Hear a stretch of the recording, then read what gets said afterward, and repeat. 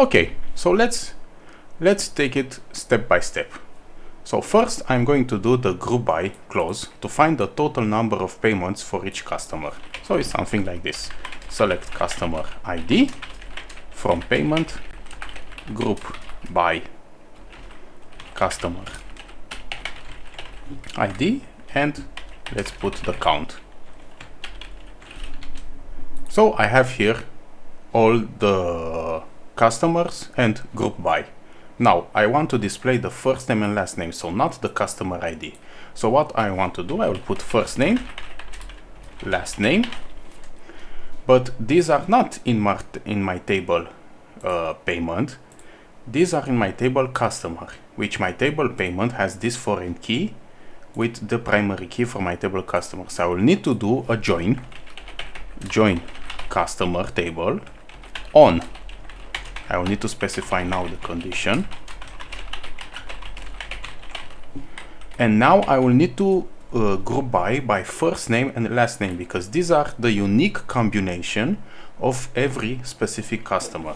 Because if I do this, I will get an error, because it's saying that this customer ID is ambiguous because it's also from the payment table and customer table. But let's say we put it here. Okay, not from customer table, I can put payment table. I will have an error that I need to include the first name and last name in the group by clause. So I'm going to group by first name and last name. So I found all the total number of payments for each customer, and I display the first name and last name, and I use it with join. Now the other the next condition was to just for these three specific customers, I need to use where.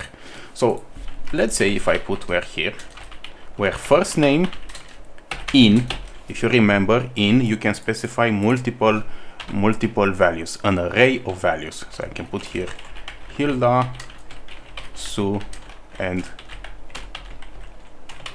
Kimberly.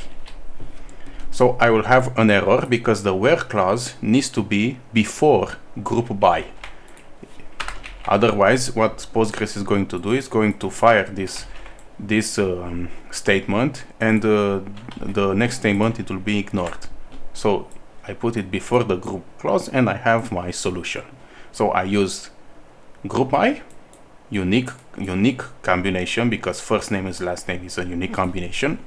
In our table, in a real case scenario, you can also have duplicates here. I use join, and I use where clause, and also count. If you didn't do this, no problem, but these are kind of the queries, some queries that, if you think about it, it's in a real case scenario. Let's say your name is this fellow, and you want to find out how many payments do you have. And this is kind of just some example of a query. So see you in the next video.